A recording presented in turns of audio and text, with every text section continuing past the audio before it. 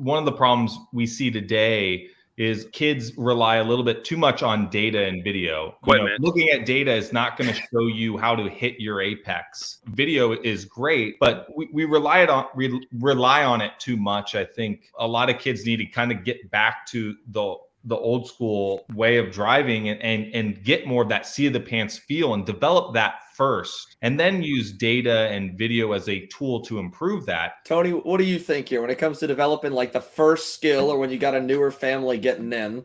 What do you tell them, right? And what are the stuff that they should focus on, when they want to develop? I mean, what you tell them and what really goes on is two sides of the coin. Being in the go-kart as much as you can, really just putting in the effort just to be there. Look, all these kids that are on here, they've put in more time than most people have, like they sacrifice just life in general. You know what I mean? Like missing normal kid days or that's what it takes. It takes all of it, man. If you're going to do it, you have to do it full force, and it's a commitment that's there. And if you're willing to do that, the squiggly lines on the data and the video doesn't do shit. It's the amount of effort that you put in just to be at the track all the time. Even Ryan, dude, I remember Ryan when he was 8 years old, and look, no lie, and you can agree with Ryan. I mean, you were there all the time, every week, all the time. It was just the way it goes. The more you're in that cart turning that steering wheel, the better you're going to be in the long run. And if you look at, OGP, the program they built, how many laps did you have to do a year there? Like what? Dude, how many 10, laps a month? Yeah, 10,000 a month. So yeah. Just and it proved. I mean, what races did they not win? So yeah. The way it goes.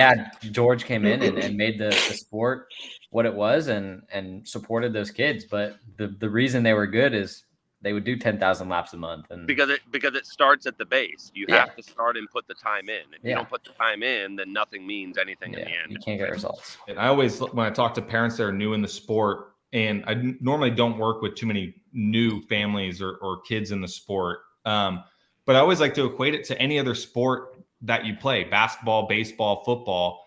The kids that progress the most in those sports have the ability to practice every day for hours. And it's, you can go shoot a basketball at your basketball hoop as much as you want for hours on end, and there's really no budget associated with it. But the kids that put the time in usually end up doing better. Yes, there's naturally gifted drivers. And I think, Brent and Connor, of all of us on the show, are probably two of the most gifted drivers. Yes, they put the work in, but I think they have that gift that maybe not all of us have, and we've had to work a little bit harder than maybe they have. But it's you can't take away the seat time, and it's no different. If you're not willing to put in that work and that seat time, you're never gonna get ahead. Right. I think something else that we forget, though, I agree that like a lot of the data in the video for most guys doesn't help a lot, but we live in like a generation where, like for me, for example, like I grew up with the Micron 4, which I mean, it's pretty, I still use it now, but I didn't have the e-box, I didn't have the speed sensor. So I couldn't even do data if I wanted to do data at the racetrack. Now everybody's got a Micron 5. You can pull up data. You get everything you ever need. It's super easy, super simple. When I started, hardly anybody ran a GoPro. Like you couldn't find one video of a racetrack anywhere in the nation that you wanted to go to. And now every kid has 2 or 3 GoPros. And so it's like a double-edged sword because you have access to so much more, but also like it's not doing a whole lot. Because what I tell a lot of the kids that I work with is like, yeah, I'm telling you to brake later for this corner or whatever, but that's for the previous session. So what's going on in the next session? I have no idea. I have no idea what the track's going to be like next session. But for the previous session, you should have braked later. Yeah. But for the next one, you have to feel it out. So it's one of those things, because I mean, I do coaching all the time, and, you talk to the dads or whatever, and they're like, well, are you going to data or video? And it's like, yeah, we will. But like, I think it's hard because you sometimes you're doing, it's like, Chris, you're doing more harm than good because you're telling the kid, yeah, brake later. And then the track gets hot, it gets 10 degrees warmer, and now they're over driving every corner, and you've got to it just wasted a whole session. Yeah. And so it's I think more difficult than before because like for me, I never had any of that stuff. So whenever I would go out and drive, I'd miss an apex. I didn't know why I did.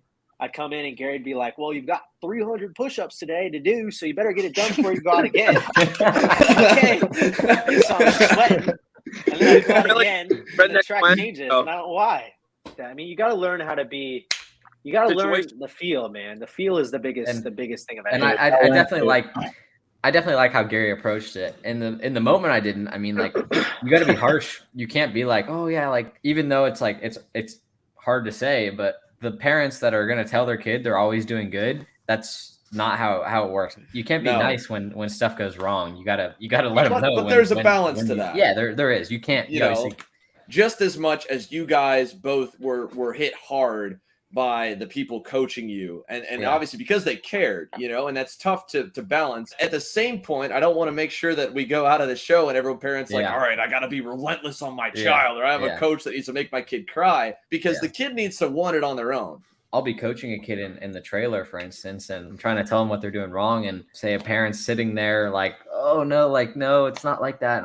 It's just, you can't get better if you're not honest with yourself. So I think the biggest thing for me was we just raced whenever we possibly could. We didn't really do a lot of testing, which I think is kind of some of the problems with some of the kids nowadays, is they're like crazy fast and they can qualify up front, but then they get in a racing situation and they have no idea what to do. So I think like just racing as much as you possibly can is the best route to go. That's kind of what I did. We didn't really go do practice days. We did the Friday before the races because that's all that was allowed back when I grew up. We practice that day and then we just go race. And I think also what really helped me was the club I grew up at Englishtown in New Jersey. We did a pill pick for the heat races.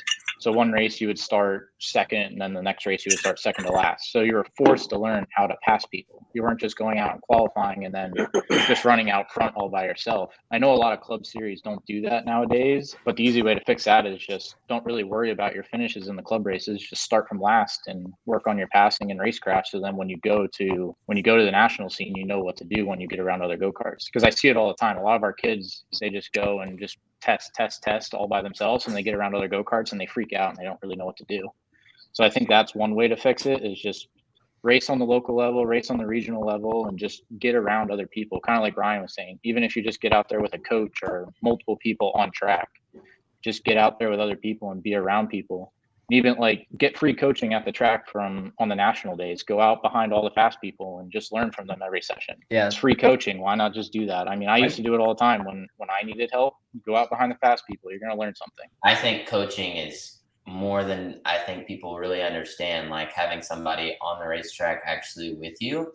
Like for Keelan, for an example, like when we go out there and drive together, we block each other, and then they figure out the moves, and you can see obviously his racecraft is way advanced for who he's around. So I just think coaching and racing your coach just puts you so far ahead of the game. How important, Brent, you think it is to put yourself out of your comfort zone? Not just, you could say different track, different country, different tire, different engine format. How important is that to kind of keep developing the feel? Yeah, so I think it's huge. So it obviously gives you a different feel. Like I also had a lot of dirt experience, honestly, just as much as I did asphalt. So it pushes you outside of your comfort zone. And then eventually, if you're going to be great, you're going to have to drive a lot of different cars. And if you can start that at a young age, you're learning how to go from dirt to asphalt, like week to week, and even from day to day. It's huge. Like if you have to go drive, if you want to do IndyCar and NASCAR and you have to go back to back and you don't know how to adjust your body to it, you're going to look like a fool. So if you can start super young and figure out how to do that, I just think it's a huge game changer. Kevin Harvick actually tells us this all the time. You got to be comfortable being uncomfortable, and that's something that Europe kind of taught me when I went over there. I remember in a heat race one time, I looked back and there was nobody behind me. I was in last, and like coming from America where I was like running at the front, and like that makes you want to be better. For me at least, it pushes me to be better, and just having that sensation of not knowing really what you're doing. And even when I raced at the dirt track Wednesday, I was so lost. Like in the feature, I just had no idea where to go. So, and then that's how you learn. You just got to put yourself in different situations and try and I guess find a solution and try and find your way and learn how to be comfortable doing different things. And I think going to Europe and driving those different tracks, driving the different tires, the different motors, just being able to adapt to different situations is really important as well. You can't just go out to GoPro and drive a KA and on MG Reds every day and expect to get better and better. It's just, you got to try different stuff and put yourself in different situations. Amen.